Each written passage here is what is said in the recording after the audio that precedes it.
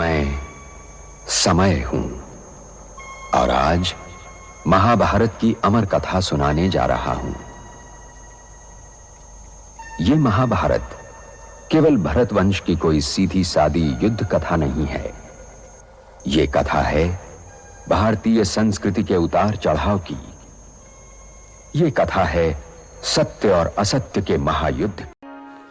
गाजीपुर, अपना गाजीपुर, कितना अजीज गाजीपुर, कितना करीब गाजीपुर, कितना नायाब गाजीपुर। गाजीपुर अपनी अफीम फैक्ट्री के लिए मशहूर है, बदनाम भी। मुझे बाबर याद आ रहे हैं जो इसी इलाके से गुजर रहे थे।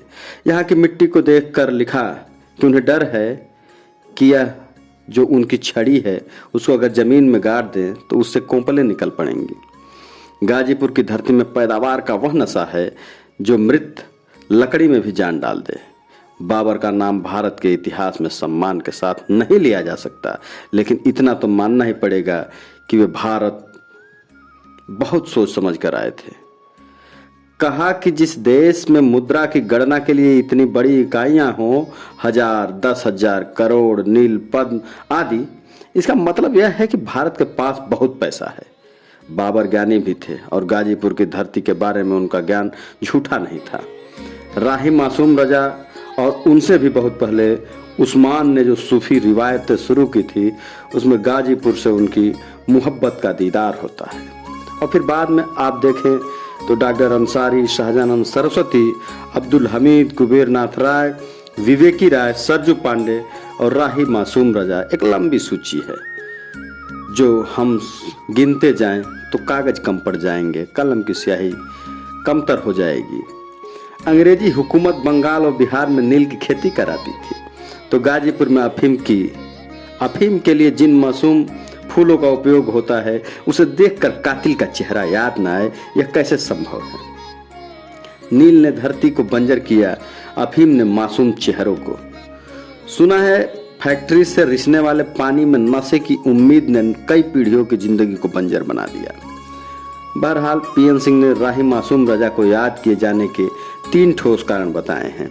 पहला और सबसे महत्वपूर्ण अपने आधा गांव के लिए जो उनकी ये रचना है गजब की है। आप सबको पता है कि आधा गांव पहले उर्दू में आया, फिर हिंदी में आया। उर्दू जगत ने आधा गांव को स्वीकार नहीं किया, लेकिन हिंदी जगत ने उसे हाथों हाथ लिया। आलोचना ने नहीं, हिंदी जनता ने। आलोचना में तो रामविलास शर्मा उसे अश्लील मान रहे थे। नामवर जी मुरीद जरूर थे, लेकिन यह उपन्यास उन पर भारी पड़ा।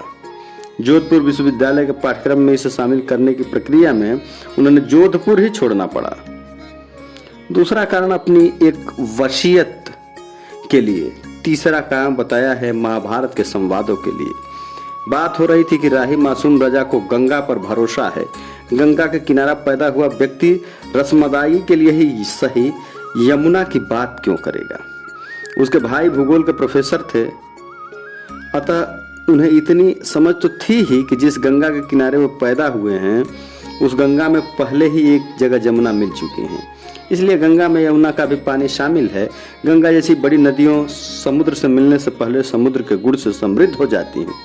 कन्याकुमारी में दक्षिण की तरफ जब आप मुंह करके खड़े होते हैं, वहाँ तीनों सागर मिले हुए हैं। पता करने की कोशिश करिए कि हिंद महासागर का पानी कहाँ है, अरब सागर का कहाँ है, बंगाल की खाड़ी का कहाँ है।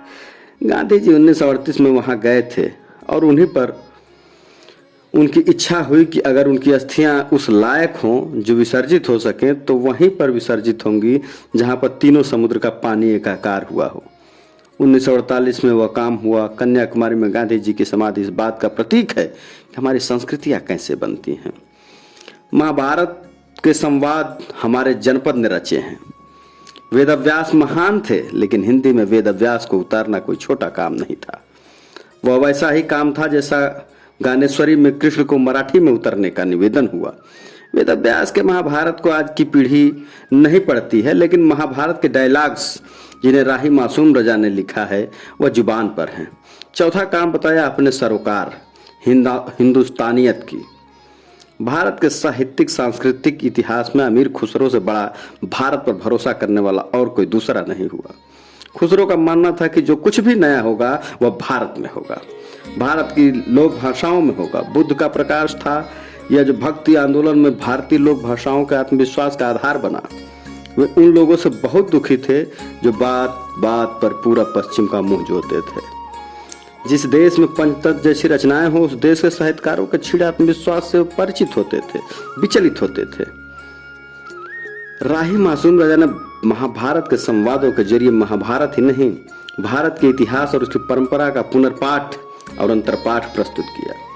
यह पाठ भारत और गंगा के प्रति दृढ़ भरोसे का ही नहीं, उस भारत की जनता के प्रति प्यार और भरोसे का प्रतीक है जिसके भरे पूरे गांव को उजाड़ने में सत्ता का खेल सदियों से जारी है। आधा गांव का महाभारत से रिश्ता गाजीपुर जनपद ही समझ सकता है।